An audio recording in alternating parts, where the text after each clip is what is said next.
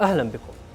إثر اغتيال والده أحمد شاه مسعود قبل يومين فقط من تفجيرات 11 من سبتمبر العام 2001 تسلم الجبهة المعارضة لطالبان واستمر في نضاله رغم حجم الخطر الكبير الذي يحدق به. رفض الاستسلام في استكمال لمسيرة والده وتاريخه النضالي، معتبرا أن ما تأتي به طالبان باطل ولا يشبه الإسلام بشيء ولا حتى الشعب الأفغاني. منذ شهور عديدة بدأنا في قسم الصحافة الاستقصائية العمل على ترتيب ذلك اللقاء، إلى أن أطل الزعيم الشاب لجبهة المقاومة الوطنية الأفغانية أحمد مسعود اليوم على شاشة أخبار الآن رغم إطلالاته القليلة ليخبرنا عن مسار المقاومة، عن كواليس المعركة مع طالبان، عن علاقاتها بالتنظيمات الإرهابية لا سيما القاعدة، وعن احتمال السلام وأهم بنوده. سيد أحمد مسعود، في البداية أهلا بك في أخبار الآن. دعني أبدأ بذكرى والدك أحمد شاه مسعود الذي لقب بأسد بانجشير والذي قاد قوات التحالف الشمالي ضد الغزو السوفيتي. الأشخاص الذين اغتالوا والدك أطلقوا على الفور حملة إرهاب عالمية أيضا، ويبدو أن والدك كان يسد طريقهم إلى الإرهاب العالمي. ماذا يمكنك أن تخبرنا عن تفكيره حول الأشخاص الذين كانوا يستعدون لتلك الموجة من الإرهاب العالمي والخطر الذي يمثلونه على العالم؟ Thank you very much. Bismillah ar-Rahman ar-Rahim. To answer the question, Ahmad Shah Massoud was a moderate Muslim who loved his religion, who loved his people, who loved his country. And he stood up against the invasion of the Soviets to defend his people and his country. Unfortunately, they started a global, as you mentioned, program, which Ahmad Shah Massoud assassination was the beginning of it. It was the first domino, which they assassinated my father, and it was the very first suicide attack in Afghanistan's history. And they took him from the people of Afghanistan. And unfortunately, until he was alive, he was too busy to be recognized by the world, especially the Islamic community, or what sort of a Muslim he was, what sort of a message he had. But later it was discovered that he was truly a true Muslim, a true patriot, and probably the only person who could stand against the global terrorism. نعم سيد مسعود، ومن ثم رأى العالم كله ما حدث. تنظيما القاعدة وداعش أطلقا في وقت لاحق موجة من الإرهاب في العالم. اليوم وحتى بعد مقتل زعيمهم في كابول، من الواضح أن القاعدة تختبئ على مرأى من الجميع في أفغانستان تحت حماية شبكة حقاني. سؤالي لك، بعد الاستيلاء على السلطة في أفغانستان، لماذا تعتقد أن طالبان اليوم تجد صعوبة في إنهاء تلك العلاقة، أو بمعنى آخر الطلاق من القاعدة؟ Throughout our history, we always had such things. However, the Ummah, the Islamic community, always managed to get together and unite against such extremist mentality. But the geopolitical game of the world, especially the Eastern versus the Western Bloc in the Cold War, and it was sort of a point which these mentality and these sort of groups were brought to the big games of politics and power, and were used as tools, as knife, from one against another. And this was basically the point that they emerged. Unfortunately, after the Cold War, it was too late to prevent it. They were already too strong. They already were connected with a lot of other groups, and they were just getting stronger. So Taliban, Al-Qaeda, Daesh, Al-Shabaab, and many other these terrorist groups that you see, it is because of those geopolitical games, which even to this day, some powers are using them as tools in their strategic games for geopolitical games.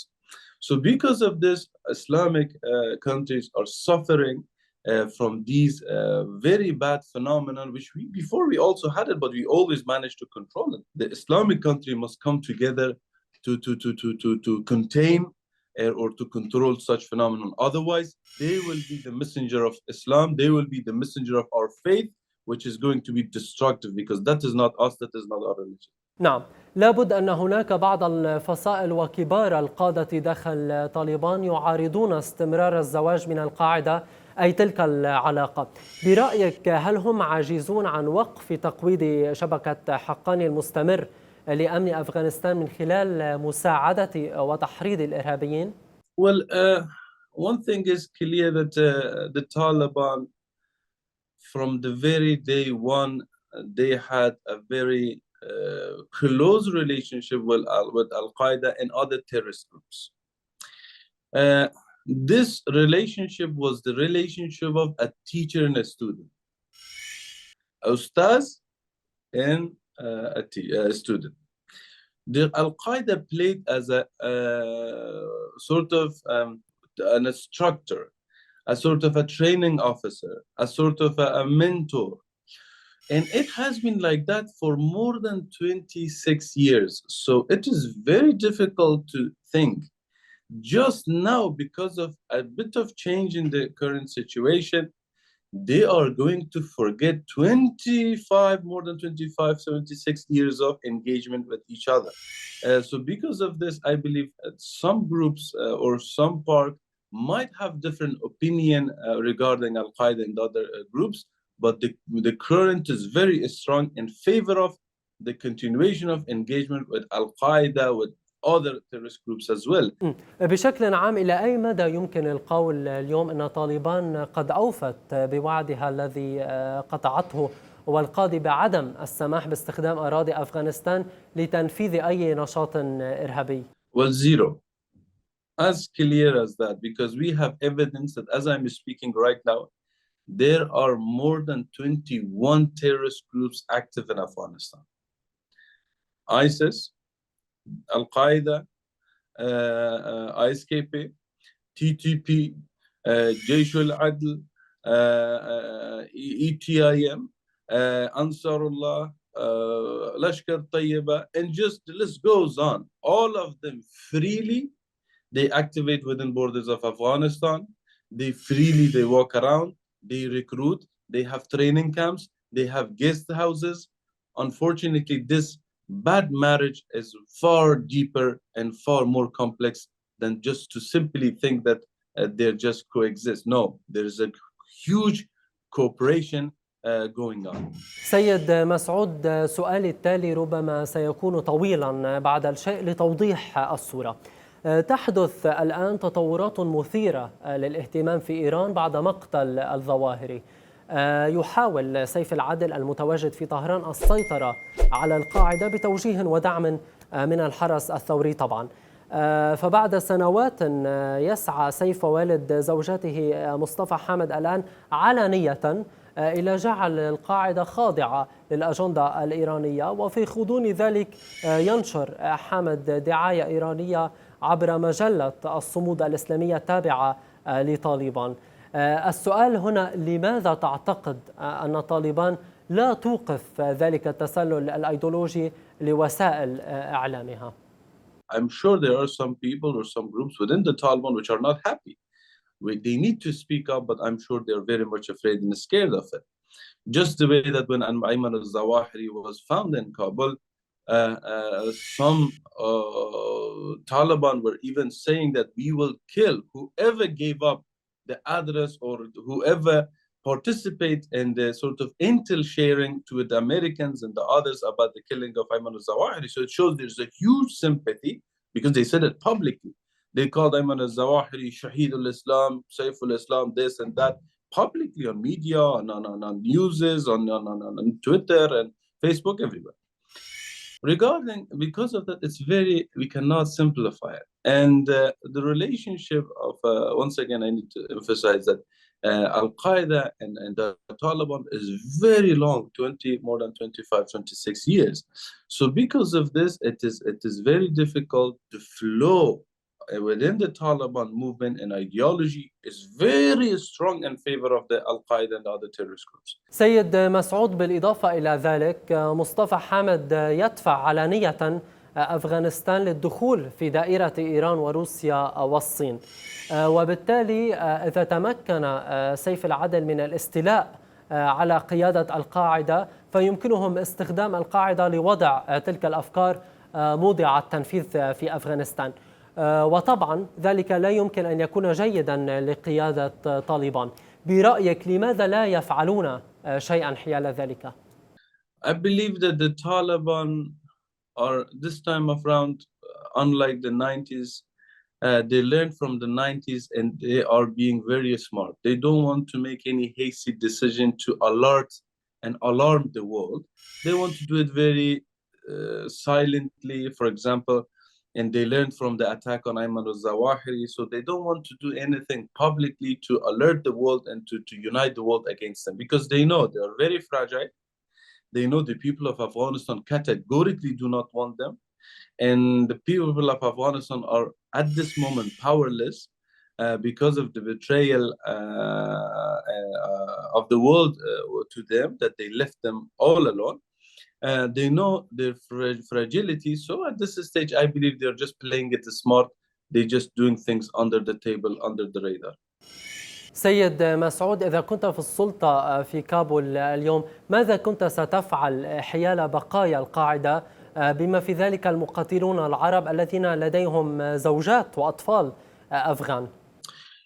Well, if I was in Kabul, first and foremost, the most important thing is I would change everything from the way that the thing is ruling, and bring it to that sort of the true message of Islam, which is peace, prosperity, sort of harmony with all.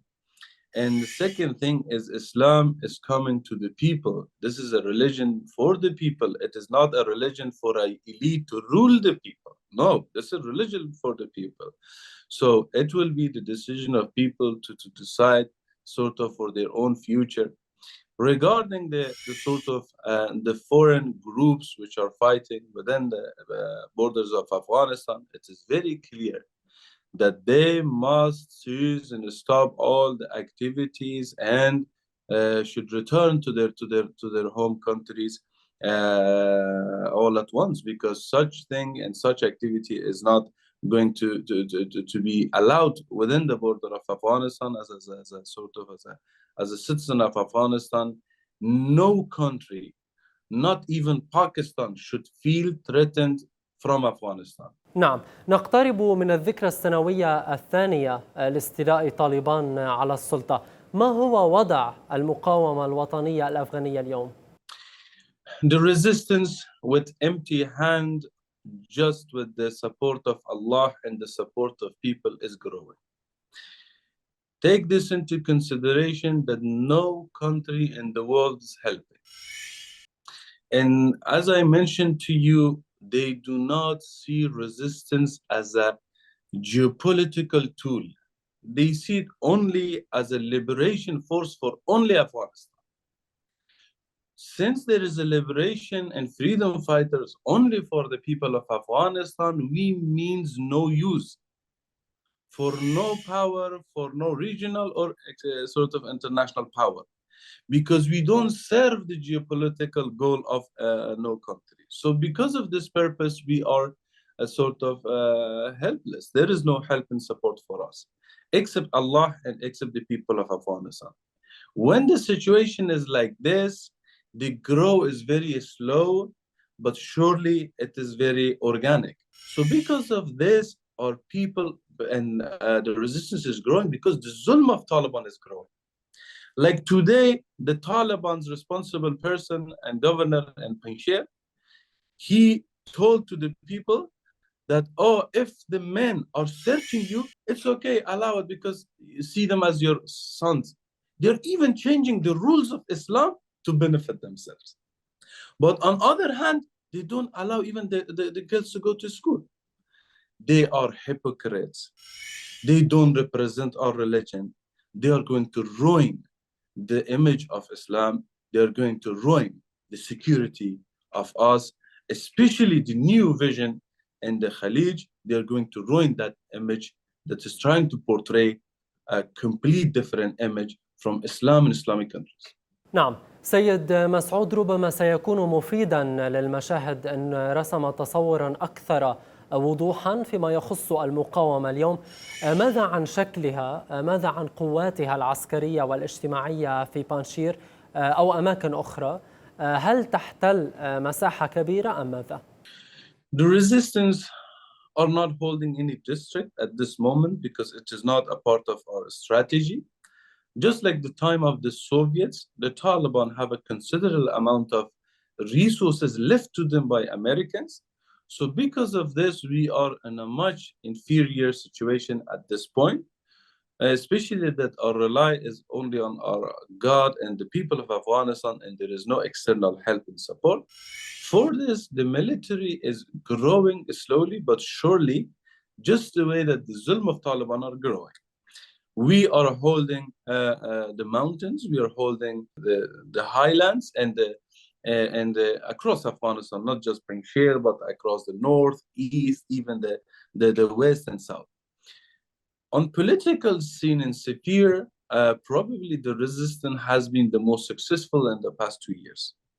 The reason being is that the Taliban accept their relationship because of their lobbyists such as Zulmay Khalilzad and others and the West and the UN and stuff. They could not bring any sort of legitimacy or any reconciliation within the Afghan diaspora. No Afghan leader, including even Mr. Ashraf Ghani, who's residing in UAE, to Mr. Karzai and Abdullah, to other leaders and traditional leaders, to the women movement, to the new generation, they could not bring anybody to reconcile with them and accept them. They showed and they showed that they could not invite and the people of Afghanistan know their true face. They don't accept, even though they created a committee called Committee of Dawah to invite all of them. No one believed them because we know, unfortunately, they are lying. They're always using the deception. However, on the other hand, the resistance managed to unite. The resistance managed to bring all faces on many sides together. And as days goes by, as you see the recent conference in Vienna, the events in Ankara, Turkey, and so on and so forth, the woman movement, the opposition of Taliban are uniting very rapidly. بالانتقال إلى موضوع الانقسام الحاصل داخل طالبان، يبدو أن ذلك الانقسام بين كابول وقندهار واضح تماما. سؤالي هنا ربما تمهيدي، هل يمكن أن تخبرنا عن الفصائل الرئيسية لحركة طالبان، عن حجم سلطة كل منها في البلاد، من هم وكيف يختلفون؟ Well, the Taliban contain of few components.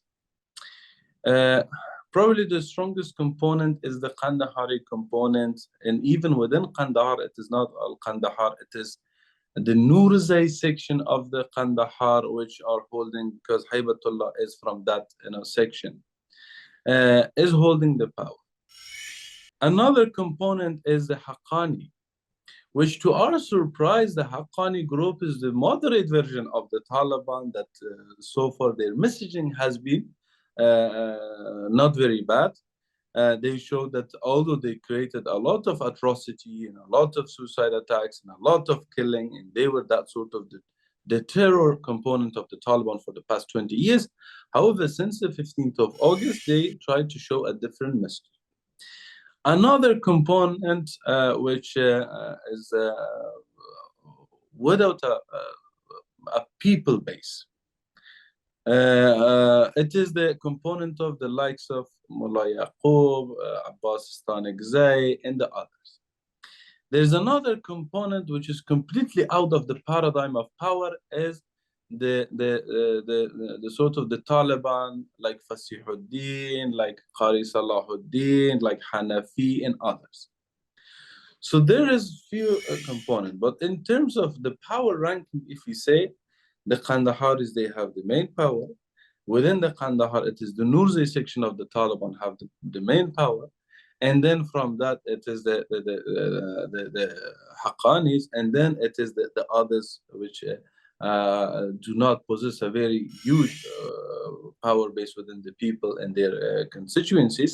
And the last is the likes of Hanafi, Madani, Fasihuddin, Salahuddin Ayyubi, these people. So this is basically it, but all just Taliban. There is nobody but the Taliban. في الفترة الماضية سيد مسعود لم نعد نسمع عن شخصيات من طالبان متواجدة في الدوحة، وهم كانوا يظهرون دائما خصوصا قبيل عودة طالبان إلى السلطة. ماذا حدث لهم؟ هل تم إسكاتهم ربما؟ أين هم اليوم؟ ماذا يفعلون؟ بالإجمال ماذا تعرف عنهم؟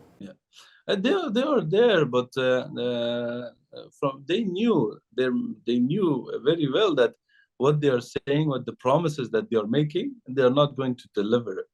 They knew very well that what they are doing. They are in Afghanistan. Yeah. One thing to be certain that their families are still in Doha.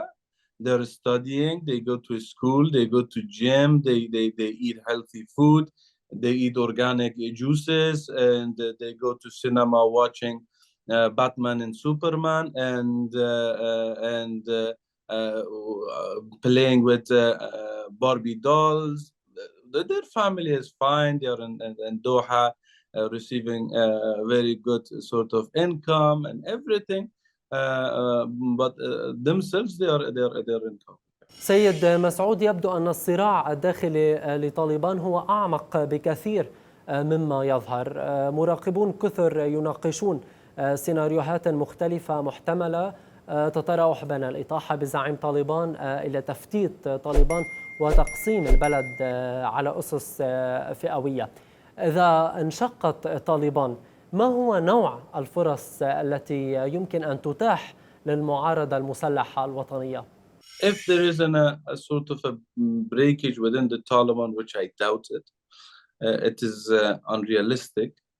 If there is any sort of breakage, if there is any sort of defragmentation within the Taliban, or fragmentation, in my opinion, I hope, this is my hope, that it will be those Taliban that truly learned from the past. Despite all the activity they did, atrocity they did in the past 2 years and past 26 years, if they return to Allah and they return to this point that such action and extremism, it does not belong to Islam, or the people of Afghanistan do not deserve it, I hope that the fragmentation should be in this sense, that they return and they say, no, this is enough. The people of Afghanistan needs to breathe. They are a human being. They need to live their life as human beings. So I hope this happens. However, one thing is for sure. It is the history showed us in the whole world that when you are centralizing power like this, and when there is sort of an extremism like this, you cannot continue holding it for long.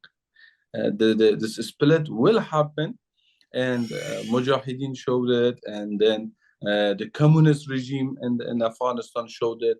The government in the past 20 years showed it. So this is the split and disagreement and fragmentation is very much possible, yes. ما هو الدعم إن وجد الذي تتلقاه اليوم من الدول غير الراضية عن اتجاه أفغانستان؟ Nothing. Still, even if those countries which are not happy with the current situation are just in the wait-and-see policy.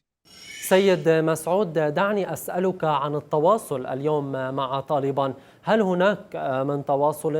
ما هو نوعه؟ مباشر، غير مباشر، أو ربما عبر وسطاء؟ وكذلك ما هي المواضيع التي تتم مناقشتها؟ Talking is always our priority. It is the Taliban who are committing atrocity and crime. They are bringing zulm. They are making zulm.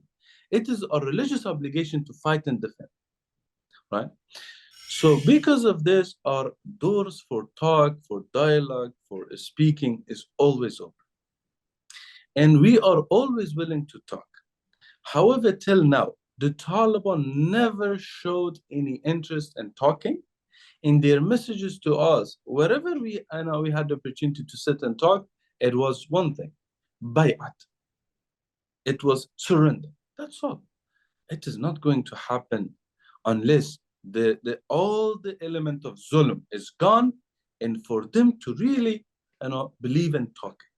But my doors and our doors and our belief is always for talking, for dialogue, for discussion, for peace. نعم، ربما العديد من المسؤولين الأفغان السابقين اختاروا البقاء في كابول بعد سيطرة طالبان.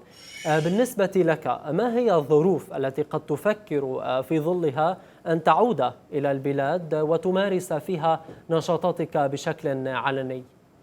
The only prominent figures who were stayed in Afghanistan were Mr. Karzai and Dr. Abdullah, based on the promises of America.